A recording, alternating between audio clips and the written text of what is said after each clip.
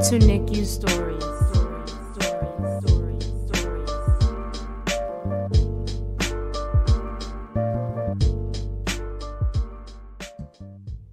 Hey, NICU Story followers, welcome to another episode of NICU Stories. Today we have Jessica with us from the Bearing All Project, and she is going to share her wonderful story, her NICU story, and her journey of motherhood. How are you today, Jessica? I am well, thank you.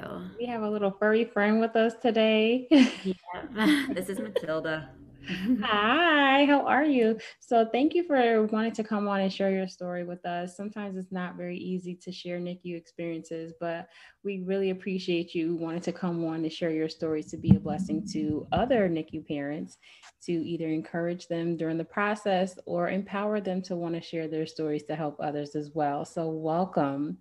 Thank you. Thank you so much for having me. Absolutely. So, tell us about your story, your experience.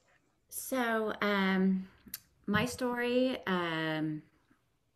spans about 8 years. Starting in 2011, I became quickly pregnant. My husband and I had been together at that point for, well, we've been married for 6 years, 7 years, Mm-hmm. 6 years. And we were ready to start our family. I got pregnant very quickly. And then at the 12-week ultrasound, found out that there was a complication with the baby. So after getting second opinions and third opinions, um, we made the heart-wrenching decision to terminate that pregnancy. Um, Um, got pregnant very quickly after that, mhm. which was not easy. I mean, emotionally, but worked through my all the emotions and all the feelings. Got pregnant right after. The due date of the next pregnancy was sorry. There was serendipity where my due date of my of the next pregnancy was in alignment with the previous pregnancy.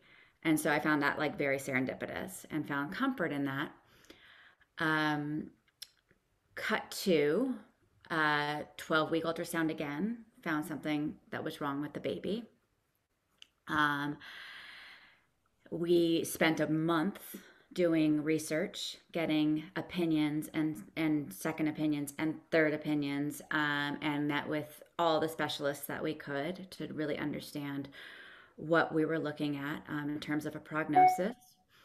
Um, and ultimately made again the heart wrenching decision to terminate that pregnancy, which um, could be a whole other very long and deep conversation.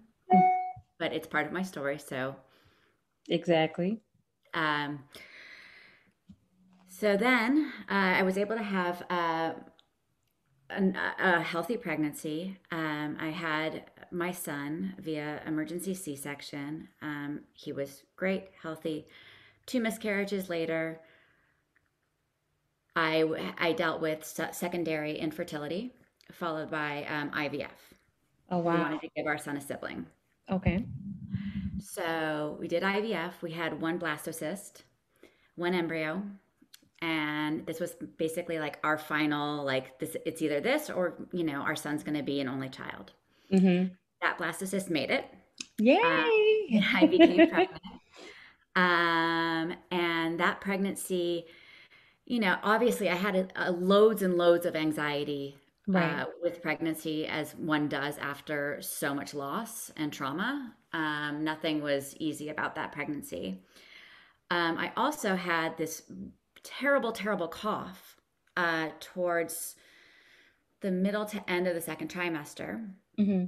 that wouldn't go away. And I couldn't take anything because I didn't want to risk harming the baby. Right, right. So I just had to kind of like white knuckle it. Mm-hmm. Well, at 30 weeks and 2 days at my son's, he was 5 at this point, at preschool drop off, I coughed so hard, my water broke. Oh, 30 wow. weeks and 2 days. So I drove myself to the emergency room. I was quickly admitted. It was a full rupture. and had a 9-day stay in the hospital while we tried to keep him in. The goal was to keep him in until 34 weeks. Mm-hmm. Had all the things, the magnesium, which makes you feel like you're on On fire. fire. I had so many panic attacks. I mean, it was a very, very scary time after all the loss that I had been through and all the fear and Right. anxiety. And I also am predisposed to anxiety. So it was a really rough road at that point. Anyways, 34 weeks was the goal. I was able to keep him in for 9 days. Mm-hmm. Um, then there was no denying it. My contractions were speeding up, and it was risky to try to keep him in any longer. So I was rushed for an emergency C-section. Mm-hmm. He was born for at Yay. 32. He's 30, he was 31 weeks, 5 days, 4 pounds.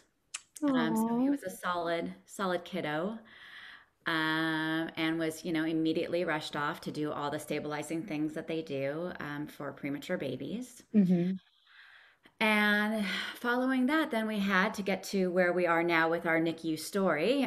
We had a 5.5 week NICU stay, Okay. which was honestly after, I glossed over my experiences up until this point. But I think that I think I alluded to the fact that they were very challenging and emotional and fraught experiences, Mm-hmm. lonely experiences, Yeah. experiences filled with isolation and shame and all the things. All the things. That said, I have to say the NICU experience for me, I think may have been like the loneliest experience I had had in that journey. That's the truth. It's very lonely being in the NICU. And as moms, dads usually working. There's some dads who are, very hands-on, but for the most part, it's the moms that are spending that time in the NICU. And not everybody understands the NICU experience unless you've been through it yourself. So it is a very lonely time. There are often aren't people to talk to. Did they offer you any type of like therapy or counseling, or was there someone to help you process There was a being in the social NICU? worker that I met with while I was in the hospital, but before my son was born. So there was a social worker that came in, and there was a rabbi who came in. But once I was in the NICU, I don't recall. And if it was, I was like, I don't even have the space to think about my process right now. Like I am in Right. survival mode. I am just trying Right. to pump and eat so that I can pump and then get to preschool drop off and preschool pickup and try to Right. have some kind of normalcy for my son, who at that time again was, transitioning into, he was in TK. So he was in the process of transitioning into doing all the like the kindergarten application process. Mm-hmm. Um, so I wanted to try to keep things like my priority at that point was to keep things as like quote unquote normal as possible for him, given the fact that now like my second home is the NICU. Mm-hmm. And now he also has this baby brother who's not at home. I mean, there were so many There's just so transitions many. Right. Right. to navigate, and so many psyches to try to like take care of Right. that if they had offered it to me, which they may have, I may have just been like, I don't have the space for it right now. And I Oh. do have an amazing therapist who has gotten me through the last 10 years. So I may have just said, I've got someone. Oh, okay. So you had someone on the outside. I do. Yeah. I mean, Oh, the support system, I have to say, with everything that I have been through, like that's one thing that was never lacking for me. But mm-hmm. still, that said, like the support system, I'm so fortunate between family and friends and healthcare, et cetera. Um, But that said, the NICU experience by far the loneliest. It is. It really is.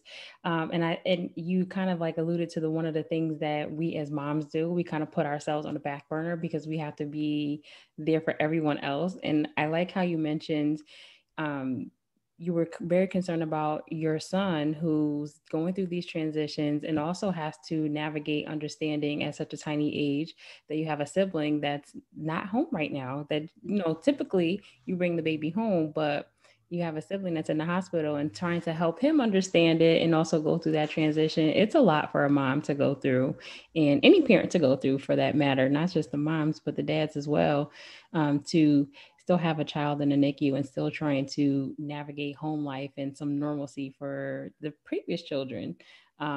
My son, my daughter, she was my first, so there wasn't transition. But my son, I really don't even know how we helped my daughter transition from that because she was only like 2 years old. So I don't even know if she cognitively was even aware. Um, and she wasn't able to see him. Plus, he wasn't in the NICU that long, so it might have like helped push. She seen him in the hospital before going to the NICU, so I don't even think she was able to put two and two together. But your son's a little older, school age. They ask all those questions. Yeah, I mean, two's tricky. I mean, that's two brings its own its own challenges. I mean, I can't even imagine having a 2-year-old and having to navigate the NICU. There's never a good time. Never.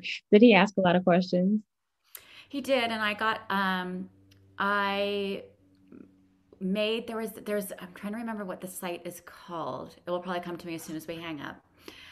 I made a book for him while I was in the hospital waiting Oh. for, or when I was trying to keep my younger one inside my body. I made a book with of like the experience that kind of like narrated what was happening and Hmm. kind of gave like a very age appropriate narrative to Hmm. the experience so that he could make sense of it. That's so So that cool. was my starting point. Hmm. And God, what was the site called? Because it's an awesome resource. Where you can create your own books. Yeah, with your own pictures, like you Hmm. can like basically submit your own photographs and you can write your own book and then it comes bound for you. I mean, you can also do it with just construction paper and pens, but this Uh-huh. makes it like it looks like Realistic, yeah, like yeah, a real book. I yeah, love that because that is kind of cool to help them navigate in their world and in their mindset to be able to navigate through that process of actually having a book. Did you ever think yeah. about publishing it and making it like your own? Oh, that's interesting. It was so specific to our experience. Uh-huh. So Oh, okay. I see what you mean. it was It was like too personal. it was very I mean not like I want to keep it private, but it Yeah, was yeah, so yeah. I don't know that it was Yeah. universal enough for, publication. But that's so cool though. And you guys whoever's listening to this episode, when she gives me the information, I'll definitely put it in the episode narrative so you'll have it to be able to do the same because I think that's a great tool and a great resource to help, the children who are, they are trying to navigate the process as well, be able to get through it as well.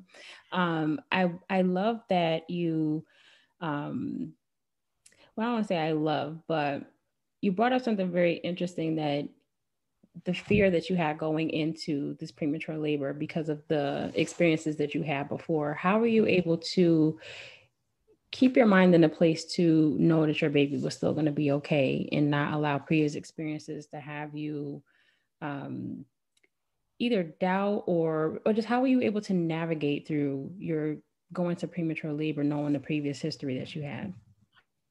It was really tough. It was really tough, especially that first night, right after my water broke. I remember, and I was looking at my in preparation for this. I was looking at my old notes Mm-hmm. during that time. I remember really fearing that not only was the baby not going to make it, I didn't think I was going to make it. I thought we were both going to die. I mean, Oh, I really, wow. really felt, um, and I actually remember texting a very good friend who had a session with an intuitive slash psychic Mm-hmm. and and texting her like, can you just ask her if I'm going to make it? Like I was so convinced. Wow. Um, Again, therapy has, I mean, been everything for me in this Mm-hmm. journey. I had a phone session with my therapist, and I think where I landed was getting myself to right now, I'm Mm-hmm. okay. Right Yeah. now, I'm okay. Right. Um, and that's kind of gotten me through so many things in life. Just Mm-hmm. thinking about, okay, we don't know the future. We Right. can't Right. know the future. But right now, what I do know is Mm-hmm. I'm okay. Right. I think that also coupled with the soundtrack of his heartbeat on the monitor that Oh. I really like, I really zeroed in on Mm-hmm. and focused on. And then it was I tried to frame it for myself as a very special time that he and Yeah. I could be together in this very, very strange reality of, beeping machines and nurses coming in all hours of the night and all the things that go along with a lengthy hospital stay. So I try to find solace in those moments. Hmm. And again, like the support that I had of our community was, nothing short of just How was invaluable. your husband in navigating that? Because it was the same for him as well. How was he able to support you, or how did he handle you going into premature labor? Okay, so he right before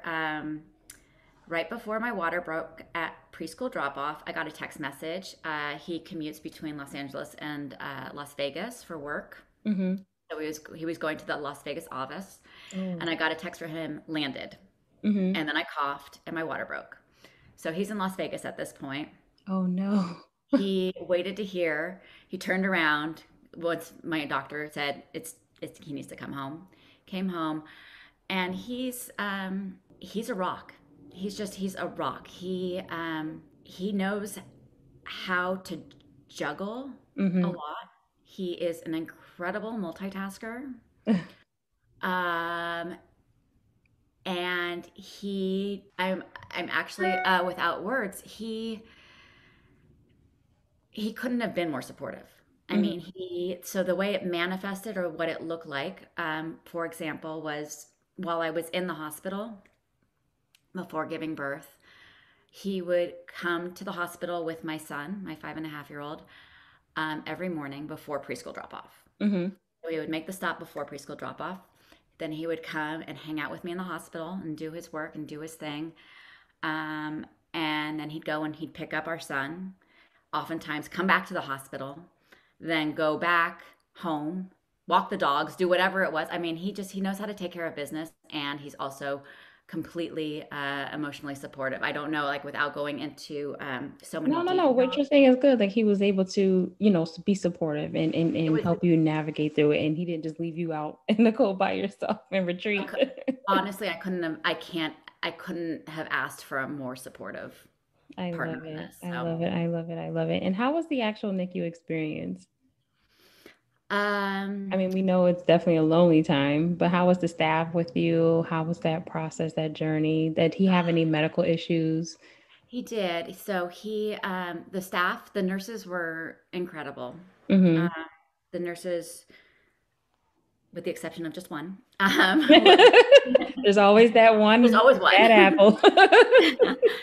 The nurses were wonderful. The team, the NICU team was great. I have to say, I went into it for myself, having experiences of feeling dismissed by doctors. Mm, Um, so I carry that with me. And so it made me feel like I really needed to bring my A game to every single uh, appointment that he had with any mhm, specialist, with any doctor, and question and advocate and kind of be a squeaky wheel without mhm. being.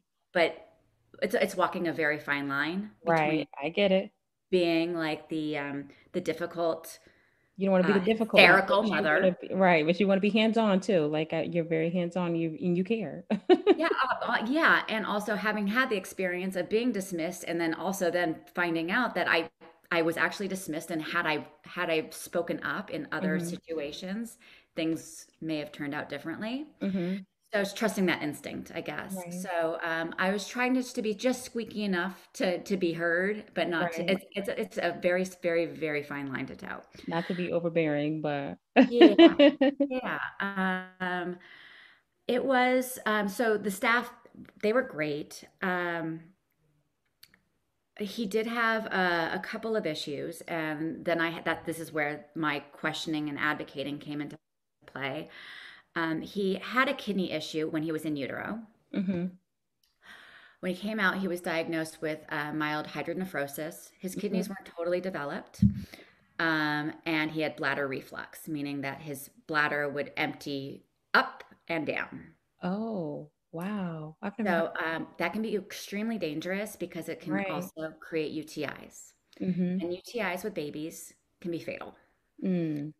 So, and babies obviously cannot communicate like when like you have to just be Right. like very hyper vigilant about temperature and all the things that might be clues that that's what's happening. Right. Right. So anyway, so he got a UTI, and then got a secondary UTI and was in contact isolation. It was like some super bug that was Mm-hmm. then um, it's all such a blur because again, like you're going through this with so little sleep and just trying to like Right. be in Right. that Right. moment to to put out the fires. Um, so he was in contact isolation at one point, and that was really scary. Just like walking in and seeing his isolette with like the big like red stop sign, and Oh like wow. everyone having to suit up in a different way anytime they came into like our space. Oh wow. Um, and I felt like the second UTI probably could have been prevented if Mm-hmm. uh, it seemed like at that time that the team wasn't all on the same page or communicating. Mm-hmm. He had had a catheter put in, and I think that having that catheter put in is probably what caused that second UTI, was my Oh understanding. wow. And I think that there had been some suggestion that maybe they don't cath him, and they ended up cathing him, not knowing that, and so that was probably the extent of like the most difficult part of our roller coaster because I think I don't know. I mean, I imagine it's possible, but I would imagine more often than not, the NICU experience is just that. It's a roller coaster. It I mean, is. They tell so you that when you first go in, it's a roller coaster experience.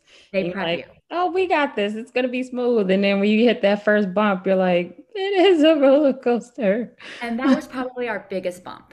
And Yeah. I feel lucky for that because Mhm. it wasn't. There was that coupled with him being tachypnic, which I don't know if you ever dealt with that, but it's when the No. breathing is really fast. Hmm. And so anytime he'd get agitated, his breathing would speed up, and we wanted to kind of keep him, obviously like as stable as possible with his Right, breathing. right.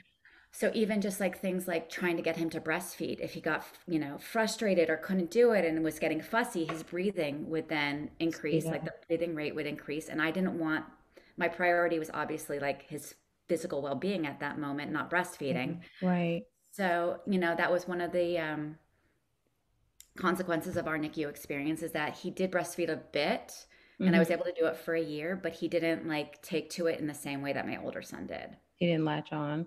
He did latch, Oh, but okay. he preferred the bottle. Oh, He he did. preferred the bottle. Like These unless he people was who keep babies are, they just prefer certain things. yeah, so like in the middle of the night when he was too tired, that's when he would breastfeed, but like Hmm. other than that, he preferred the bottle and he would have come out that way, I don't know. Hmm.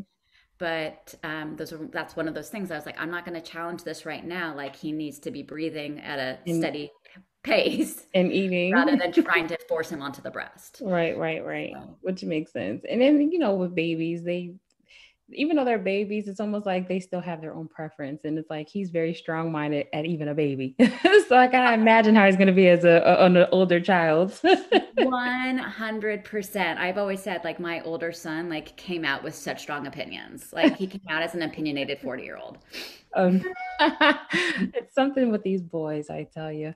Yeah. How were they able to catch I don't want to mispronounce the diagnosis of the UTI, his urinary tract system. How were they able to catch that? My memory could be totally wrong. Mm-hmm. My I, I think putting the pieces together. So we knew when he at my 20 week that there could be a kidney issue. Uh-huh. So I think it was we were already like had a red flag to that. So they did an ultrasound and were able to then see and get confirmation. And then I think that's when so we actually have, and this was why I wasn't able to schedule last week. We had our yearly VCUG appointment, which is when they Oh. put the dye in the catheter to see how the bladder reflux is coming along. It's called mild hydronephrosis. Mm-hmm. Um, so it was a combination of like ultrasounds and X-rays. Oh, okay. So how's he doing now? He still has it, and Okay. so the way it's treated is it's preventative. So he's been on antibiotics every day since NICU, um, which is what it is. Mm-hmm. So we treat it with antibiotics, and that's like a preventative way to deal with any kind of infection that might come up. Right, right. It's better, but it's still there. Oh, okay. So Is this something that he can possibly like grow out of? yeah, it's something that he can grow out of, and it's Hmm. something that like we don't know what like my bladder reflex situation is. It's Right, like unless you right. know to look for it. So Yeah, that's what I was as like, how did long they even know? so But they've got because we of just have to your make sure the main thing is UTIs. We need to just, anytime if he has a fever Mhm. and no other symptoms, like that's a warning that it could be a UTI. And again, with little kids, that can be very, very dangerous. So I totally understand. My son, he was born with Hirschsprung's disease, and I would have, first of all, I've never even heard of Hirschsprung's disease, and I would have never caught it. He was full term, and the nurse said because he didn't pass the meconium, which the black stool that newborn babies have, she was the one who raised the red flag, and I had no idea what was going on, and kind of find out a portion of his colon just was completely not working, was completely dead. So they had to do what was called like a pull through surgery. And it's something we're still dealing with. My son is 6 now.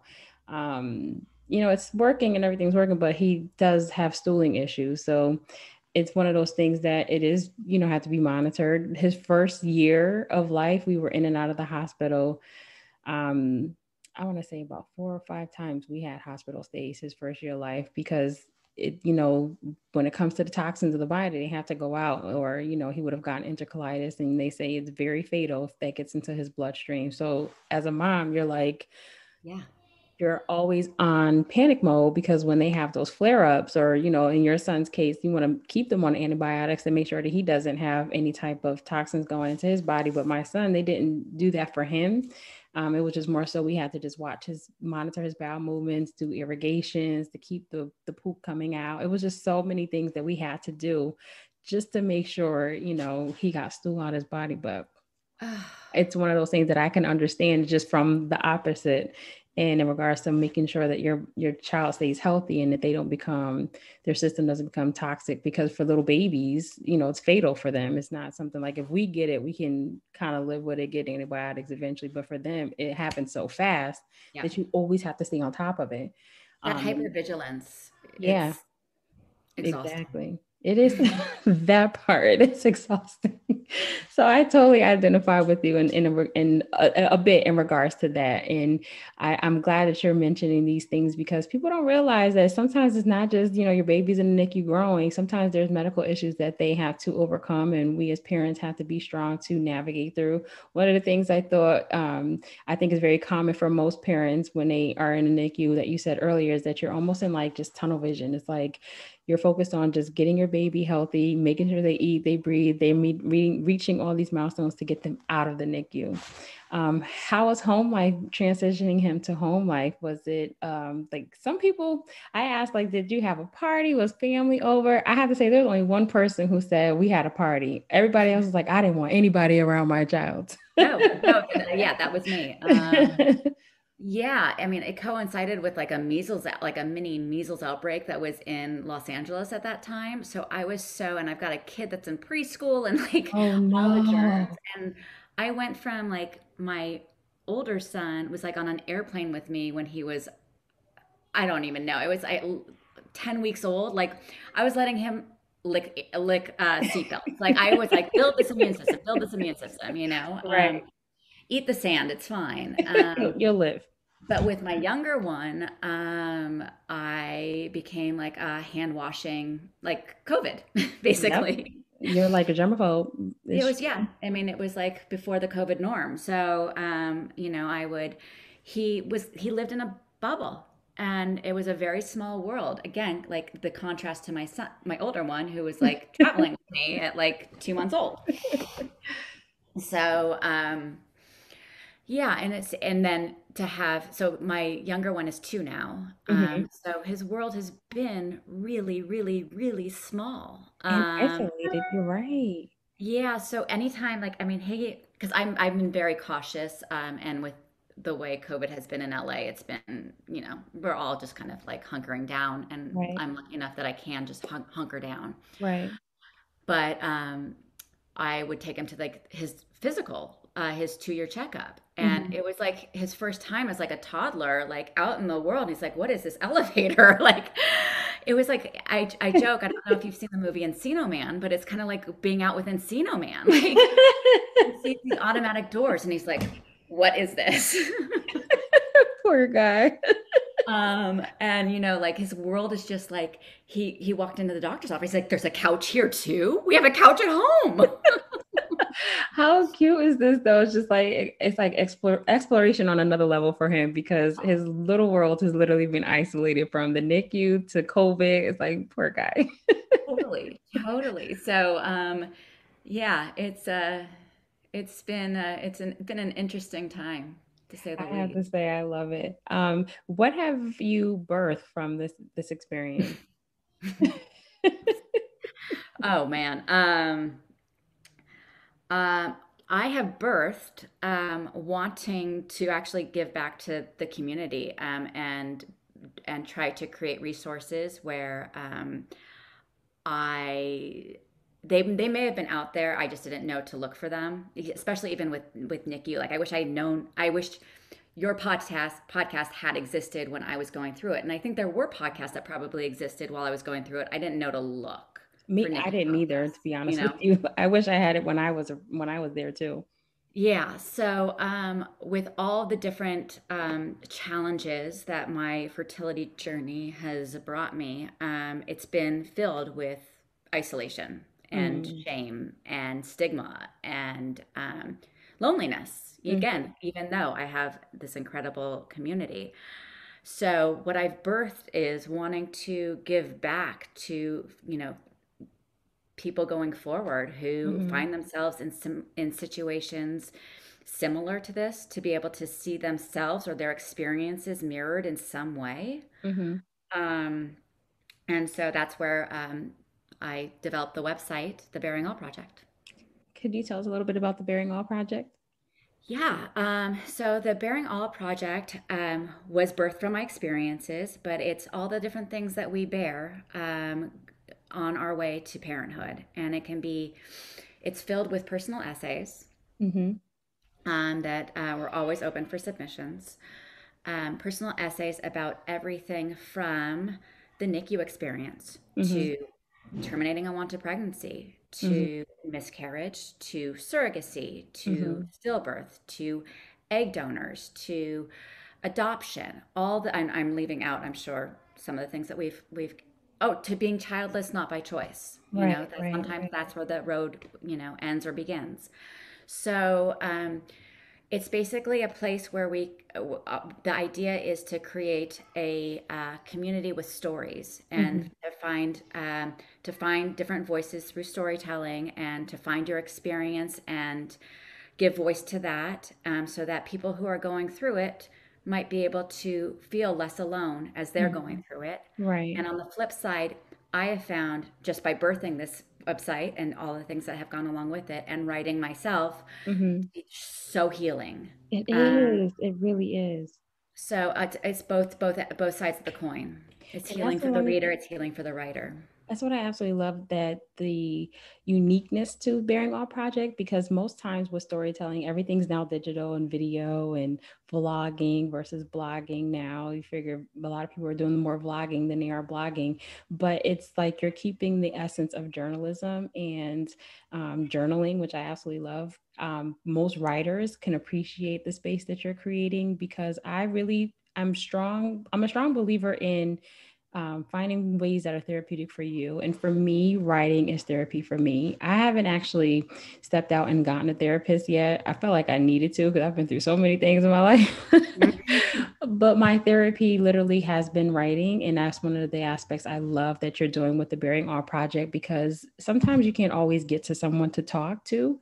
But you always can have a pen and paper next to you. So, or, whether you're typing online. So, to be able to journal and help, that is to me one of the best forms of therapy, to be able to just get what you're feeling out. And I love that you're keeping that authenticity of writing and journaling as part of what your vision is and what the Bearing All Project stands for. So that part alone I absolutely love Thank about the you. Bearing All Project. And how can people follow you or even reach out to you to be able to submit their stories? So on Instagram, we're at the Bearing All Project. That's the Bearing Mm-hmm. BEARING All Project. Our website is www.thebearingallproject.com. Mm-hmm. And you can email us at hello@thebearingallproject.com. Love it. Now, can moms and dads come in, or is it just moms? Where do you get to? It's Okay. we are trying to be as inclusive as possible. So Love it. Love moms, it. dads, and any any piece of your story that you want to share that might help somebody else feel less alone in their experience. We're here for it. I love it. And I think Nothing is off limits. oh, I love it. I thank you and appreciate you so very much for sharing your story, because a lot of what you experienced in your journey to motherhood is very traumatic, and a lot of people aren't able or strong enough to be able to share it. And I appreciate the fact that you were able to share it unashamed and with so much strength and with so much authority.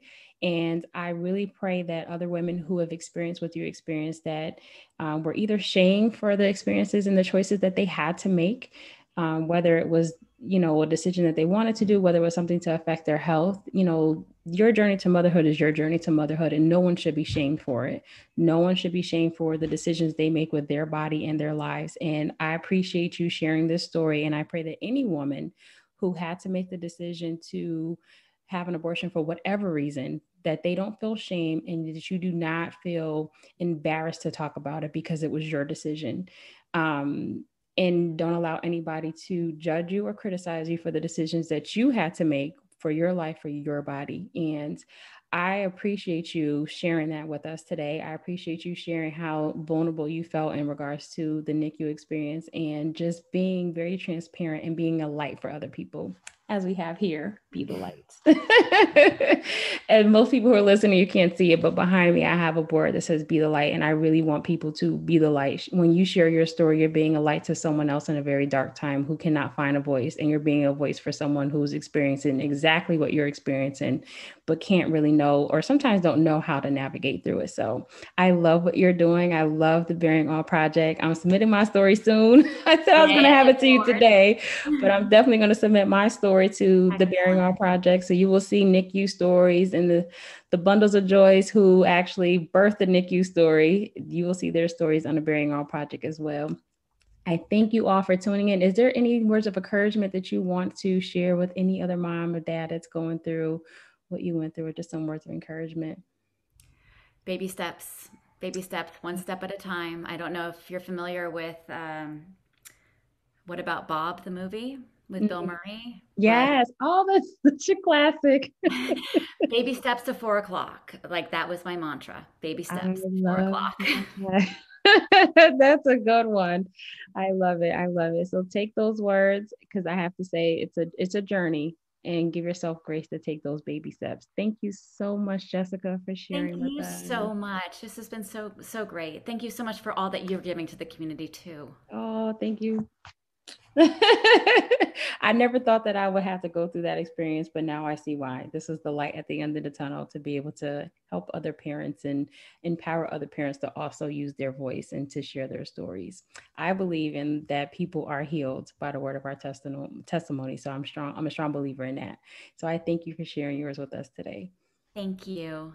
Ah, Jessica's so sweet. You guys follow her on Bearing All Project. And if you have a story that you want to share and you think that writing is your way to share it, absolutely contact her. Thank you all for tuning in for this episode of NICU Stories. Tune into our next one next week. Have a wonderful evening, you guys.